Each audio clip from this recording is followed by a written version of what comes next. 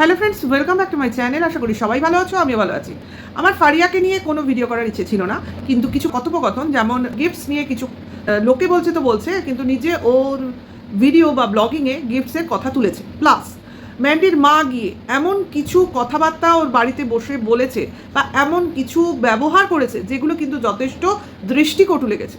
তো সেইগুলোকে দেখে ভিডিও না করে থাকতে পারলাম না, ঠিক আছে? তো প্রথমে ফারিয়াকে বলবো, কারণ সবাই বলছে বা আমরা বলছি বা কন্ট্রোভার্সি ক্রিয়েটার বলছি, কারণ আমরা কন্টেন্ট খুঁজে পাচ্ছি। তো ভিডিওতে যেটা দেখছি সেটা নিয়েই তো কথা বলছি, এরপরে তো নেই আর বলে কিছু হবে না, কারণ যেটা দেখা যাচ্ছে সেটা নিয়েই বলা যাবে, যেটা বলতে বলেছে, তাই না? তো সেটাকে যদি বলা হয় এগুলো আমার মনের কথা, আমার বন্ধুদের কাছে আমি বলতেই পারি, তো বলতেই পারো, তো সেগুলো শুনেই তো আমরা বলবো। তোমার সংসার তুমি খাটবে, তারপরে আবার পারছি না, করছি না, হচ্ছে না, এগুলো বলে তো লাভ নেই। নিজেকে নিজের মতো করে সাজিয়ে গুছিয়ে নিতে হবে। এমন তো নয় কেউ ভিউয়ার্সরা যেরমভাবে গিফটস দিচ্ছিল সেরমভাবে কাজের লোককেও গিফটস হিসেবে পাঠাবে। তো হয়তো বা পাঠাতেও পারে, কারণ এটাও হয়তো নতুনত্ব একটা অ্যাডিশন হলো। কারণ এখন অনেকেই বলছে বাকি আছে ওয়াশিং মেশিন, অর্থাৎ সেটাও কি গিফট হিসেবে আসবে বলা যায় না, আসলেও আসতে পারে। অ্যাকচুয়ালি ফারিয়ার ফ্ল্যাটটা গিফটেই ভর্তি হয়ে গেছে। হ্যাঁ, সব লোকজন এদের গিফট যা দিয়েছে তাই দিয়ে এদের প্রয়োজন পূর্ণ করে দিয়েছে। তারপরে যেটা ওদের দরকার সেটা হচ্ছে মাসকাবারি, মুদি বাজার আর হচ্ছে কাঁচা বাজার, এইগুলো করলে ওদের আর কোনো ব্যাপার থাকে না, এইটুকু চালালেই হয়ে যাবে। বড় বড় খরচগুলো তো অলরেডি ভিউয়ার্সদের ঘাড় ভেঙে হয়ে গেছে। এখন লোকে বা ওরা বলবে ভিউয়ার্সরা খুশি হয়ে উপহার দিয়েছে, সেই নিয়ে আবার বলার কি আছে? মানে উপহার তো উপহারই হয়, হ্যাঁ একদম হয়, কিন্তু কি বা কারা এইরকম বড় বড় উপহার দিতে পারে? নিজের আত্মীয় স্বজনরা যেখানে দেয় না, সেখানে ভিউয়ার্সরা কোন চায়, তাই না? তো কিসের জন্য এগুলো দেবে? যাদের আছে তাদেরকে দেবে কেন, এটা হলো আসল কথা। এদের যে যোগ্যতা নেই তা না, এরা অলরেডি চ্যানেল গ্রো করে ফেলেছে, কাজে আর্নিং একটা মাস গেলে আসে। এবার সেই আর্নিং দিয়ে যেটা কষ্ট করে রোজগার করে কিনবে সেটার আনন্দ যা না হবে, একটা গিফটস পেলে কি সেই আনন্দ সেই পরিমাণ হয়? ওটা তো পরে পাওয়া 14 আনার মতো, অর্থাৎ গিফটস এসছে সেটাকে হেলাফেলা করে ব্যবহার করে নাও। হ্যাঁ, তখন মনে হবে না ওটা আমার কষ্টার্জিত অর্থের দ্বারা কেনা, এখন প্রয়োজন আমি সঙ্গে সঙ্গে পেয়ে গেলাম, কাজে সেই জিনিসটার মূল্য কিন্তু আমার কাছে ওই সেই দিনকার জন্যই বহাল থাকবে, এমন নয় ওটার মূল্য আমার কাছে অনেক কিছু হবে। অর্থাৎ একটা জিনিস যখন আমি অনেক দিন ধরে মনে মনে চাই, তো সেটা যখন আমি আমার দ্বারা অর্জন করি তখন কিন্তু সেটার গুরুত্ব অনেক বেশি বেড়ে যায়। যাই হোক, এসব বলে কোনো লাভ নেই, কারণ ভিউয়ার্সরাও আছে যারা দিতে ভালোবাসে, আর এই ব্লগাররাও আছে যারা নিতে ভালোবাসে। তো এর জন্যই তো এই দেওয়া নেওয়া চলে। একজনকে দোষ দিয়ে তো লাভ নেই যে এরা নিচ্ছে কেন, ওরা দিচ্ছে তাই, আর ওরা দিচ্ছে বলেই এরা নিচ্ছে, অর্থাৎ দুজনেই দুজনের পরিপূরক, কিছু বলে তো লাভ নেই। এরা দেয় বলেই এরা চায় না বলবো, মানে নিজের অভাবটাকে বেশি বড় বড় করে দেখায়। এই যে গরম, আজকে এসি টিভি নিয়ে এসছে বলে, ঠিক আছে, বাদ বাকি জিনিসগুলো তোর কিনতেই হতো। তার জন্য এই যে মনে করো রান্না করছে না, এই যে সবজি আনছে না, এই বাইরে থেকে নিয়ে খাচ্ছে, এই ঠান্ডা জল হলে ভালো হতো, এর থেকেই তো ফ্রিজ এসছে। এবার মাইক্রো ওভেন যে দিয়েছে সে তো নিজে হাতে করে দেয়নি, দেখতেও পাইনি, বাড়ি আসার পর বলেছে যে অমুক দিদিভাই দিয়েছে, অর্থাৎ যে দিদিভাই রেস্টুরেন্টে দেখা করেছিল সেই দিদিভাই দিয়েছে। এবার সে একজন ভিউয়ার্স, এইবার যখন সে আদার্স অনেক গিফট দেখাচ্ছিল তখন কিন্তু সে কোনোভাবেই তার ওই বড় বাক্সটাকে তার সঙ্গে দেখায়নি। কেন দেখায়নি? মাইক্রো ওভেন যদি আমি দেবো ভিউয়ার্স হিসেবে, তো আমি যেমন আদার্স গিফটগুলো দেখাচ্ছি, তো সেই বাক্সটাও তো বাইরে থেকে আমি দেখাতে পারতাম, তো সেটা কেন দেখালাম না? এটা একটা বড় তোমার কোয়েশ্চেন আমাদের কাছে। তো এরকমও হতে পারে হয়তো বা ওদের টাকা দিয়ে দিয়েছে, বলেছে তোমরা মাইক্রো ওভেন গিয়ে কিনে নিয়ে নিও, হতে পারে, জানি না কি হয়েছে। যেমনভাবে ফ্রিজ এসছে, তাই না, টাকা এসছে আগে, ফ্রিজ এসছে পরে, অর্থাৎ টাকা গিফটের মাধ্যমে এসছে, তারপরে জিনিসপত্র কেনা হয়েছে। তো এরকমভাবেই অনেকেই বলছি শুনছি আজকে কাচতে অসুবিধা হচ্ছে, কাচাকুচি করতে অসুবিধা হচ্ছে, এবং সেখানে বলা হচ্ছে আমি তো বাপের বাড়িতে কোনোদিনই কাচা ধোয়া করিনি, সবই মা করতো, অথচ আমরা কিন্তু মাঝে মধ্যে কাচাকুচি করতে দেখেছি, এই ফারিয়াকেই দেখেছি, এবং ঘরের সব কাজ করতেও দেখেছি। ওর মা যখন অসুস্থ হয়ে শুয়ে থাকতো মাঝে মধ্যেই দেখবে ওর মা তোমার রান্নাও করতো না। এমনও হয়েছে ফারিয়া বাজার গিয়ে মুদি বাজার করে, কাঁচা বাজার করে বাড়িতে নিয়ে এসে কেটে কুটে রান্না করে তারপর খেয়েছে, এমনও দিন হয়েছে ওর মা কিন্তু শুয়ে থেকেছে, ওঠেনি, রান্নাও করেনি। অর্থাৎ ফারিয়া কিছু করতে পারে না এমন নয়, কিন্তু এমন ভাব এখন দেখাচ্ছে যে, এবং মুখে বলছেও যে আমি আমার নিজের বাবা মার সংসারে খুব আদর যত্নে মানুষ হয়েছি, প্রত্যেকটা মেয়েই হয়, যে কোনো গরিব বড়লোক বলে নয়, ছেলে মেয়েরা বাবা মার কাছে আদর যত্নেই মানুষ হয়, কিন্তু তার মানে এই নয় সেই মেয়েটা যখন তার শ্বশুরবাড়ি বা স্বামীর সংসারে যাবে তখন সেই আদর যত্ন সে পাবে। হ্যাঁ, সেখানে সে কী পাবে? বরের কেয়ারিংনেস, সেইটা সে পাবে। এর বেশি চাওয়া পাওয়া করতে গেলেই কিন্তু মুশকিল, কারণ সব জায়গাতেই তোমার কাজেরই দাম।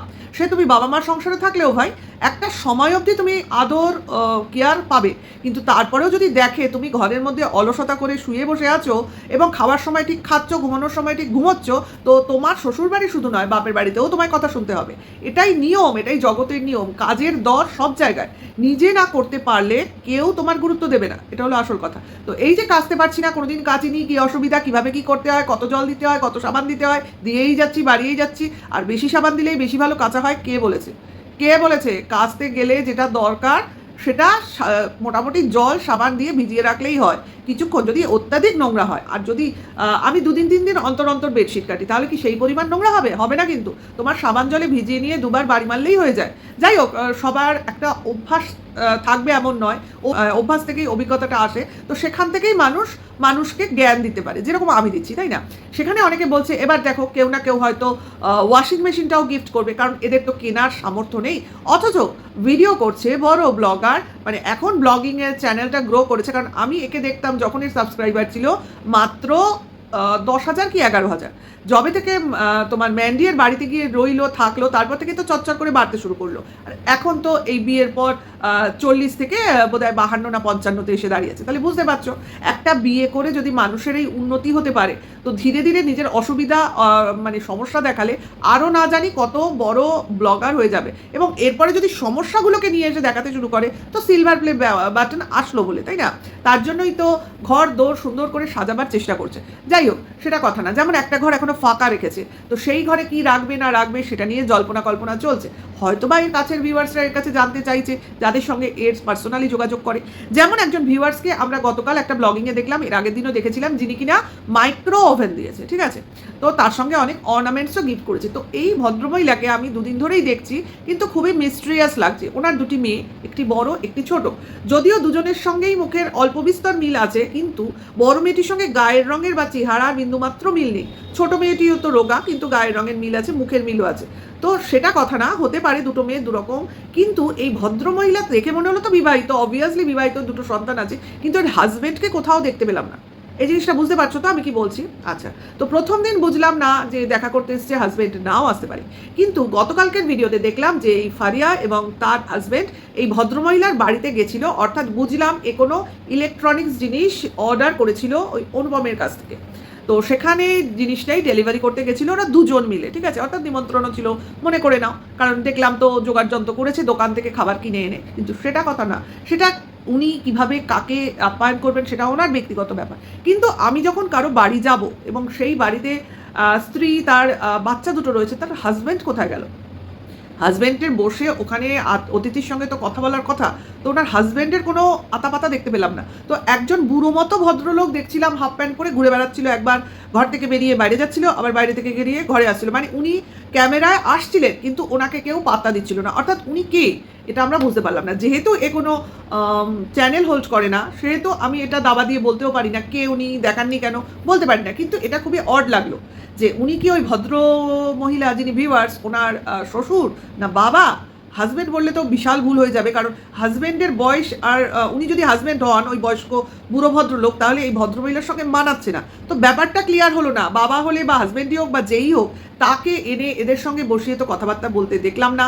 প্লাস ভদ্রমহিলার ড্রেস আপ তো যথেষ্ট আপ টু ডেট, এবং সেখানে অনুপমকে দেখলাম নিহাতি বসে মাথা নিচু করে বসে থাকতে। এবং মানুষ বাড়িতে থাকলে এই পরিমাণ সেজেগুজে কীরকম যেন একটা আর্টিফিশিয়াল ব্যাপারটা লাগলো। তারপরের ব্যাপারটা তো আরও ফিসি, যখন এগিয়ে দিতে এদের রাস্তায় বেরিয়ে এলো, তখন আরও 2টো ছেলেকে দেখলাম ওদের ওখানে দাঁড়িয়ে থাকতে উইথ বাইক। ব্যাপারটা না ঠিক মানে ভালো লাগলো না। আমি জানি না এই ভদ্রমহিলাকে, তো আমার কোনো জায়গা থেকেও এনাকে ঠিক সেই অর্থে মনে হলো না ঠিকঠাক, ঠিক আছে? এবার জানি না, কারোকে না জেনে কারোর সম্বন্ধে না বুঝে বলাটা ঠিক না, কিন্তু যেহেতু পুরো ব্যাপারটা কখনো ক্লিয়ার নয়, আর উনি যেহেতু ভিউয়ার্স, সেহেতু সেখানে আমাদের বলা কওয়া চলে না। কিন্তু যেহেতু ফারিয়ার ভিডিওতে এসেছে, অবভিয়াসলি স্ক্রিন শেয়ার করেছে, তার জন্যই এতগুলো কথা তাকে বলা হলো, অর্থাৎ তার ইমেজটা ঠিকমতো ক্লিয়ারলি আমাদের সামনে এলো না। তো আবার একটা ডিনার সেট বোধহয় পেলো। যাই হোক, সে যাই হোক, সে কথা নয়। কথাটা হচ্ছে ওনার আছে, উনি দিচ্ছেন, সেটা বড় কথা না। কথাটা হচ্ছে এদের লজ্জা নেই নিতে। অর্থাৎ যে যত খুশি পারো, তুমি যদি দিতে পারো তো আমরা কেন নেবো না, এই হলো ব্যাপার। মানে এমন ব্যাপারটা হয়ে যাচ্ছে যে আমরা হাত পেতেই রয়েছি, আর তোমরা দিতে থাকো, দিতে পারলে দাও, আমরা তো চাইছি না, তোমাদের ভালোবাসার দান বলে কথা। তো এই অবধি তো ভিউয়ার্স নিয়ে হয়ে গেল। দেন চলে আসি, বাড়ি ফিরে আসার পর নাকি ম্যান্ডির মা এসেছিল ওদের বাড়িতে জামাই ষষ্ঠীর নিমন্ত্রণ করতে। এবার ওরা ওখান থেকে বেরিয়েছে রাত 9:30 পর, শুনলাম 9:40 তখন রাস্তায় ওরা, তার মানে বাড়ি ফিরতে কিছুটা সময় লেগেছে, তো মিনিমাম 10টা বেজে গেছে ধরে নাও। তো তারপর দেখলাম ম্যান্ডির মা এসছে নিমন্ত্রণ করতে। ওটা কি সেম ডেট ছিল আমার ঠিক জানা নেই, তবে যদিও একই ব্লগিংয়ে দেখিয়েছে তাহলে ধরে নেব সেম ডেট।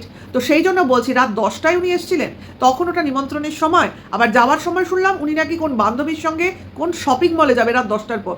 রাত 10টার পর কোনো শপিং মল খোলা থাকে? আমার ধারণা নেই এগুলো ইয়ার্কি হচ্ছে না ফাজলামি হচ্ছে একটা ব্লগিংয়ে।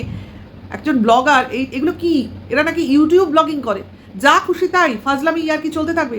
তার মধ্যে তো ম্যান্ডির মা এক্সে বার্কার সে বলছে কি ড্রেস পরে আসবো, অমুক তমুক।